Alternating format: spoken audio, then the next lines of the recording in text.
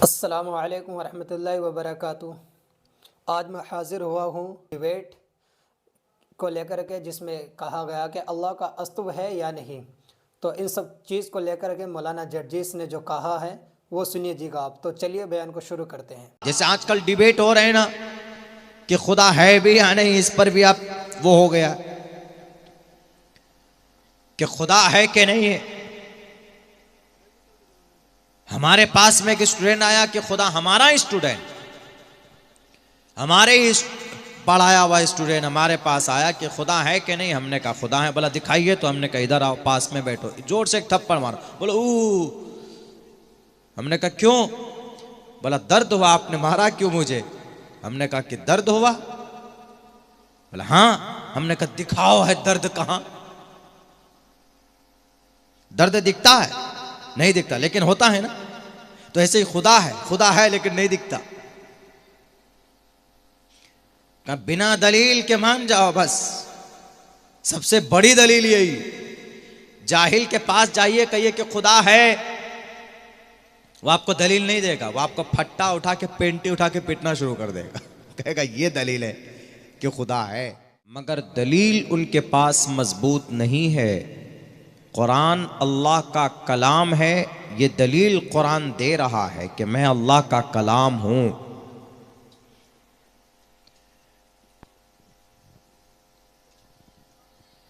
और कुरान वो किताब है दुनिया के अंदर, पूरी दुनिया के अंदर इससे बेहतर कोई किताब नहीं है, इससे बेहतर कोई निज़ाम और सिस्टम नहीं है। उसकी वजह यह है कि दुनिया में जितनी भी किताबें हैं वो सब मनगढ़ंत है, बदली हुई किताबें हैं, बनाई हुई किताबें हैं। कुछ किताबें हैं जो आसमान से नाजिल हुई हैं मगर उनके अंदर अदल तब्दीली कर दी गई। लेकिन कुरान एक वाहिद ऐसी किताब है जिसमें कोई तब्दीली नहीं हुई है। और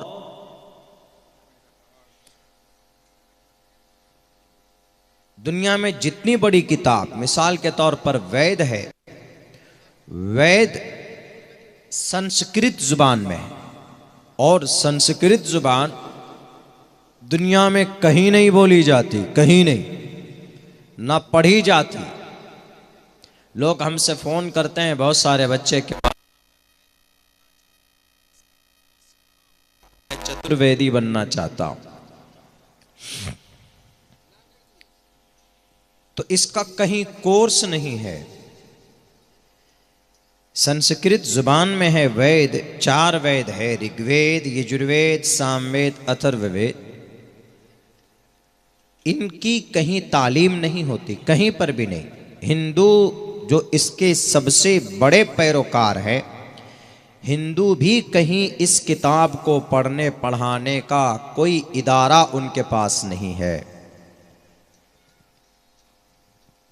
इसी तरह तौरात है, ज़बूर, इंजील है। तौरात है, उसकी जुबान इब्रानी जुबान, इंजील आरामी जुबान, अवस्था मजूसी जुबान, पारसी जुबान, वैद संस्कृत जुबान। बताइए जो जुबान बोल रहा हूं मैं, इब्रानी, सुरियानी, आरामी, पारसी, ये जुबान कहीं पढ़ी जाती? कहीं नहीं। मगर कुरान जिस जुबान में है, ये जुबान पढ़ी भी जाती है, बोली भी जाती, अरबी जुबान में है। और जजीरतुल अरब, सऊदी अरब, Oman, Qatar, Bahrain, South Africa और भी बहुत सारी जगह हैं जहां पर अरबी बोली भी जाती है और पढ़ी भी जाती है। और यूं कहिए कि अल्लाह की जुबान अरबी जुबान है। मरने के बाद जन्नतियों की जुबान अरबी जुबान होगी। तो पहली बात तो कुरान एक ऐसी जुबान में है जो जुबान बोली भी जाती, पढ़ी भी जाती। वैद संस्कृत जुबान में है, संस्कृत जुबान न बोली जाती है पढ़ी जाती है। तुम्हारा नाम क्या है? हिंदी जुबान में हम लोग बोलते हैं, अंग्रेजी में व्हाट्स योर नेम। इसका जवाब आता है मेरा नाम अब्दुल्ला सालिम है। इस्मी अब्दुल्ला सालिम, अरबी में बोलेंगे इस्मी अब्दुल्ला सालिम, मेरा नाम अब्दुल्ला सालिम है। हिंदी में मेरा नाम अब्दुल्ला सालिम है जो बोल रहा हूं। संस्कृत में बोलिए तो कहीं सुना है आपने किसी को संस्कृत जुबान में बोलता हुआ? एक मर्तबा मैंने सुना है एक वीडियो में, उत्तर प्रदेश के जो सीएम हैं योगी आदित्यनाथ, वो जब शपथ ले रहे थे, अहम योगी आदित्यनाथ अस्ति, अहम अब्दुल्ला सालिम अस्ति, मैं अब्दुल्ला सालिम हूं, मम गुरुहम जो कि हाट सीमांचल बिहारा। देखिए ये संस्कृत जुबान, लेकिन कोई बोलता है? नहीं बोलता। अरबी जुबान बोली जाती,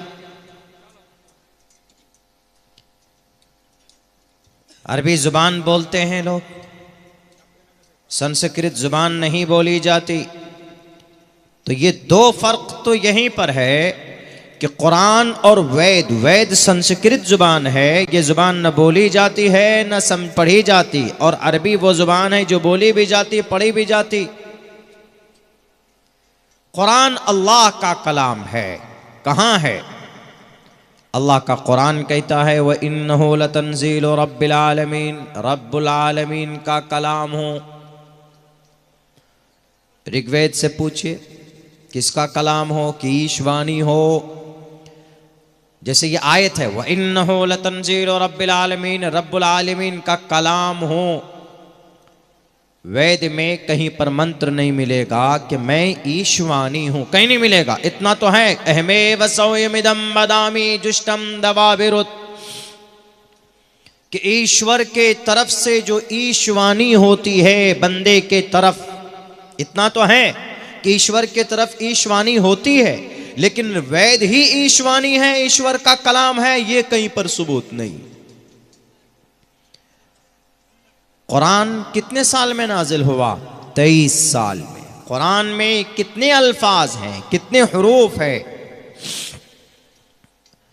कुरान करीम 23 साल में नाजिल हुआ है, और कुरान में तकरीबन 3,22,000 से कुछ ज्यादा हुरूफ हैं, अल्फाज।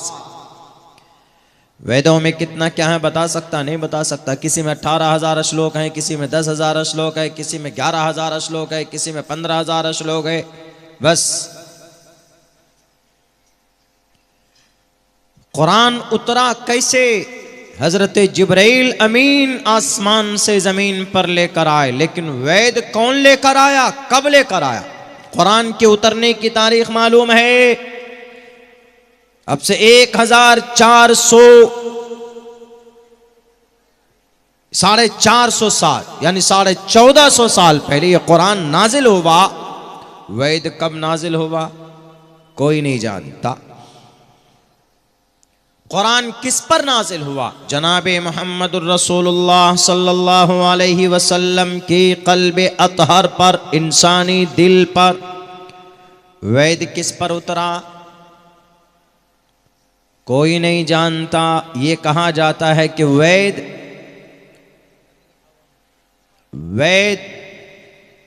वेद व्यास जी ने जमा किया वेद को, बिखरा हुआ था। कुछ इस आदमी के सीने में था, कुछ उस आदमी के सीने में था, कुछ उस आदमी के सीने में था, सबसे ले लेकर जमा किया और ऋग्वेद बनाया। वेद व्यास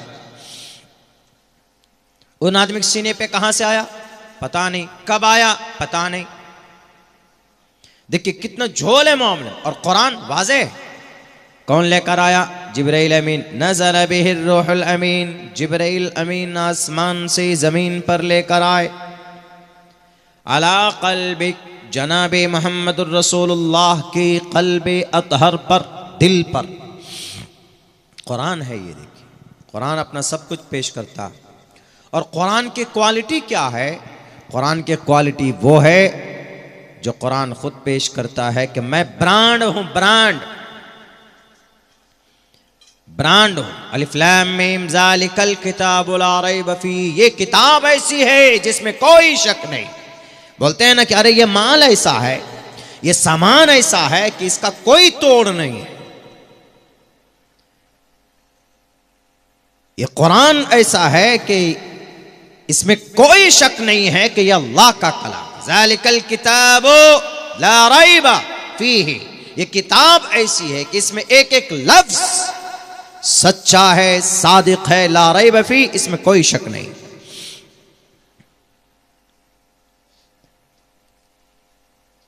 कुरान के एक हर्फ पढ़ने पर 10 नेकी है। मन क़रा हरफन मिन किताबिल्लाह फलहु बिही हसनतुन वल हसनतु बिअशरि अम्सालिहा। अल्लाह के नबी फरमाते हैं कि अगर कुरान का कोई एक हर्फ पढ़ता है तो उसको 1 नेकी मिलती है, यानी 10 गुना अजर उसका बढ़ा कर दिया जाता है, यानी 10 नेकी। एक हर्फ पर 10 नेकी। अगर कोई पढ़ता है अलिफ लाम मीम ज़ालिकल किताबु ला रैब फीह, अलिफ लाम मीम, देयर आर 3 वर्ड्स, 3 लफ्ज हैं। अलिफ अलग, लाम अलग, मीम अलग, 30 नेकी मिल गई उसको। वैद का कोई लफ्ज, कोई मंत्र, कोई श्लोक पढ़ने पर कोई नेकी है। कुरान का पहली आयत अल्हम्दुलिल्लाहि रब्बिल आलमीन, नेकी मिल गई आपको। इसमें जितने लफ्ज हैं इसको 10 से मल्टीप्लाई कीजिए, आपको कितनी सारी नेकी मिल गई। सेम ऋग्वेद में भी है, अग्रणी मिले तमाम प्रशंसा ईश्वर के लिए है, पढ़ने पर कोई नेकी नहीं, कोई पुण्य नहीं, कुरान पढ़ने पर नेकी। कुरान की हिफाजत अल्लाह करता है। इन्ना नहनु नज़्ज़लना ज़िक्र व इन्ना लहु लहाफ़िज़ून, अल्लाह इसकी हिफाजत करता है। वैद की हिफाजत कौन करता है? ईश्वर करता है? नहीं करता। कोई दलील, कोई प्रूफ नहीं है।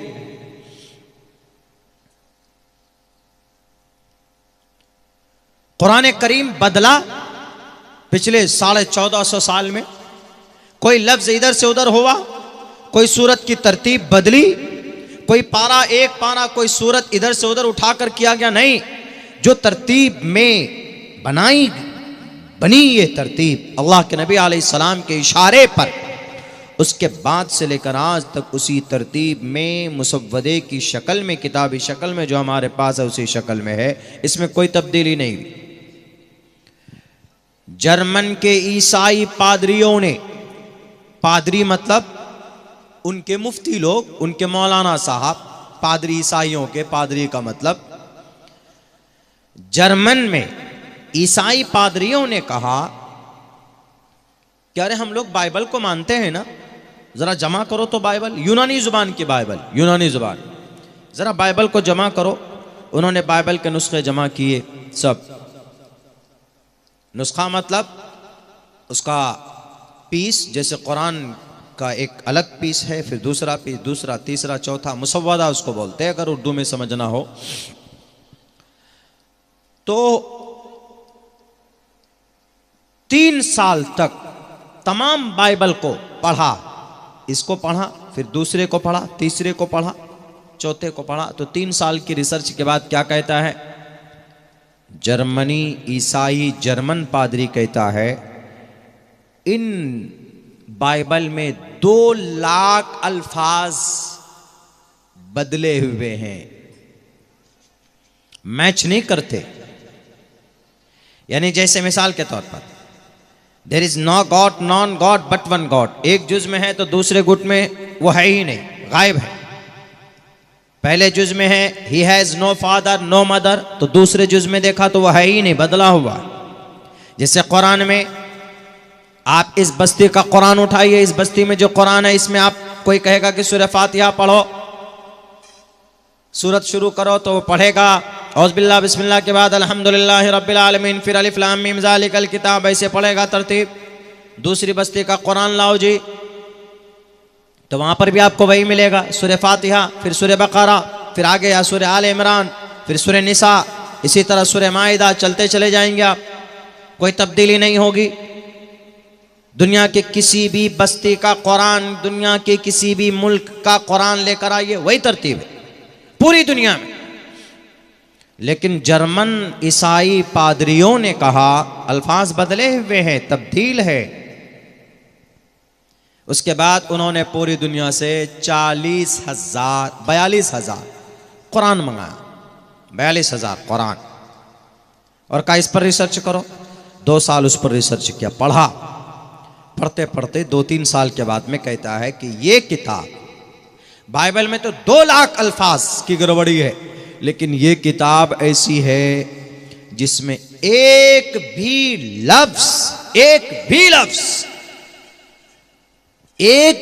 लफ्ज आगे पीछे, कमी बेशी, ऊपर नीचे नहीं है। जो नुक्ता जहां पर है वहीं पर है। 40,000, 42,000, बताइए, यह है कुरान। ये किताब हमारे पास है, मगर आज विडंबना इस बात की है कि हमें इस किताब से आज मोहब्बत नहीं है, हमें आज इस कुरान से मोहब्बत नहीं है। मेरे भाइयों, अल्लाह के नबी फरमाते इन्नल्लाह यरफ़उ बिहाज़ल किताबि अक़वामन व यज़उ बिहिल आख़रीन। इन्नल्लाह, बेशक अल्लाह कौम को इज्जत अता करता है इस किताब के ज़रिए से। यानी अगर इस किताब से मोहब्बत हो, इस किताब को पढ़ा जाए, इसका हाफिज बना जाए, इसके मानी और मतलब समझा जाए, इससे मोहब्बत की जाए, तो आदमी की इज्जत बुलंद होगी, आदमी का मर्तबा बुलंद होगा। और अगर इस किताब से कोई रिश्ता ना रहे, जैसे आज है, आज हम मुसलमानों का एक बड़ा तबका, 70% तबका मुसलमानों का ऐसा है, अगर आपकी बस्ती में 100 आदमी है तो 70 आदमी गालिबन ऐसे होंगे जो कुरान की तिलावत नहीं जानते, जो कुरान नहीं जानते, 70 आदमी। वयज़उ बिहिल आख़रीन, और इस कुरान को छोड़ने की वजह से जलील व ख़ार भी करता है। एक गुलाम था, हजरत उमर फारूक रजी अल्लाह ताला अन्हु के ज़माने में, गालिबन मदीने के अमीर थे एक शख्स, एक सहाबी। वो उमर फारूक से मिलने के लिए पहुँचे। उनके दयार में उमर फारूक रजी अल्लाह ताला अन्हु ने कहा, अरे तुमको अमीर बनाया था, तुम तो पंचायत के सरपंच थे, मुखिया थे, तुम अपने पंचायत को छोड़कर तुम दिल्ली घूम रहे हो, तुम्हारा पंचायत का ख्याल कौन रख रहा है? कहा कि अमीरुल मोमिनीन एक गुलाम है, उसको मैंने दे दिया। कहा गुलाम पंचायत को संभालेगा? उन्होंने कहा कि वो सिर्फ गुलाम नहीं है या अमीरुल मोमिनीन, वो गुलाम होने के साथ साथ हाफिज कुरान है। तो ये सुनकर उमर फारूक खामोश हो गए, और उस वक्त उन्होंने कहा, यकीनन बेशक अल्लाह के नबी ने ऐसे ही लोगों के लिए कहा है, इन्नल्लाह यरफ़उ बिहाज़ल किताबि अक़वामन व यज़उ बिहिल आख़रीन, कि अल्लाह तबारक व तआला इस किताब के ज़रिए से इज़्ज़त बुलंद करता है, इज़्ज़त में इजाफ़ा होता है। इस किताब के ज़रिए से इज़्ज़त इंसान की बढ़ जाती। एक ग़ुलाम है मगर हाफिज़ कुरान है, उसको अमारत की गद्दी पर बैठाए, यानी उसको अमीर बनाया। बताइए, ये इस कुरान की ताकत है, ये इस कुरान का एजाज है। जो भी इससे जुड़ेगा सरबुलंदी अता होगी। ये वो कुरान में इंसाफ है, कुरान में इबादत है, कुरान में वहदानियत है, कुरान में अल्लाह का पता है, कुरान में जदीद टेक्नोलॉजी है, कुरान में साइंस है, कुरान में विज्ञान है, कुरान में मैथ है।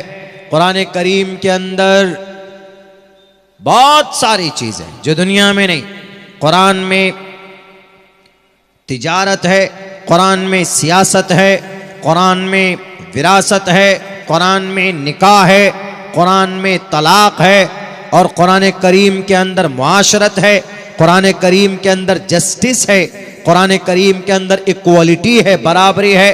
कुरान में सारे मज़ामीन को अल्लाह ने बयान किया है। व तिबयानन लिकुल्लि शै, कुरान हर चीज को बयान करता है, और कुरान उन तमाम आविष्कार को भी बताता है जिन्हें हम और आप नहीं जानते। व यख़्लुक़ु मा ला तालमून, अल्लाह पैदा करेगा या करता है उन तमाम चीजों को आने वाले मुस्तकबिल में, फ्यूचर में, जिसका जमाना अभी नहीं आया है। अल्लाह उस वक्त में ऐसी चीज को पैदा करेगा जिन्हें तुम नहीं जानते। ला तालमून, ये वह कुरान है। मगर आज अफसोस इस बात की है कि हम मुसलमान इस कुरान से दूर होते चले जा रहे हैं, दूर होते चले जा रहे हैं। हालांकि अल्लाह के नबी ने फरमाया, खैरुकुम मन तअल्लमल कुरान व अल्लमा, तुम में सबसे बेहतरीन, सबसे बेहतरीन, खैरुकुम इसमें तफजील है। जैसे अकबर सबसे बड़ा, यानी उससे बड़ा कोई नहीं, ऐसे अखयर है खैर। खैर असल में अखयरू है, अखयरू, इसमें तफजील है। इसमें तफजील का, अब अखयरू इसका, ये इसमें तफजील है, इसका मतलब आता है अखयरू सबसे बेहतर, यानी उससे बेहतर कोई नहीं। खैरुकुम, तुम में सबसे बेहतर वो इंसान है मन तअल्लमल कुरान व अल्लमा, जो खुद कुरान सीखता है और दूसरों को सिखाता है, उससे बेहतर कोई नहीं। आज बेहतर किसको समझते हैं? जिसके पास दौलत हो उसी को बेहतर समझते हैं। लेकिन अल्लाह के नबी फरमाते हैं कि तुम में बेहतरीन शख्स वो है जो कुरान सीखता है और दूसरों को सिखाता है। तो इससे पता चला कि उलमा, हुफ़ाज़, कुर्रा जो मदरसे में बैठकर कुरान पढ़ाते हैं, उनसे बेहतर हमारी और आपके औकात नहीं। और कल क़यामत में भी इन्हीं हाफिज साहब से कहा जाएगा ना कि कुरान पढ़िए और जन्नत में चढ़िए जाइए, इक़रा वर्तक़ी, कुरान पढ़िए जन्नत के बुलंदी पर चढ़िए। ये वो कुरान है मेरे भाइयों। आज हम लोग जो जलील और खार हो रहे हैं, इसकी वजह यही है कि हम लोगों के बीच से कुरान की मोहब्बत कम हो गई है। वरना हर घर में कुरान की तिलावत होनी चाहिए, डेली सुबह, हर दिन सुबह फजर की नमाज के बाद कुरान की तिलावत होनी चाहिए। हमारा हर नौजवान, हमारा हर बच्चा भले ही स्कूल जाएगा, कोई दिक्कत नहीं, स्कूल जाइए, इस्लाम आपको मना नहीं करता है। स्कूल में पढ़ना चाहते हैं पढ़िए, डॉक्टर बनना है बनिए, इंजीनियर बनना है बनिए, पायलट बनना है बनिए, कुछ भी बनिए। मगर आप सुबह उठते हैं तो सबसे पहले कुरान करीम की तिलावत कीजिए, कुरान पढ़ना सीखिए। कुरान की तिलावत कैसे करते हैं? उलमा के पास जाइए, मस्जिद के इमाम साहब के पास जाइए, दर्स में बैठिए। और दर्स हर मस्जिद में तो लाजमी है।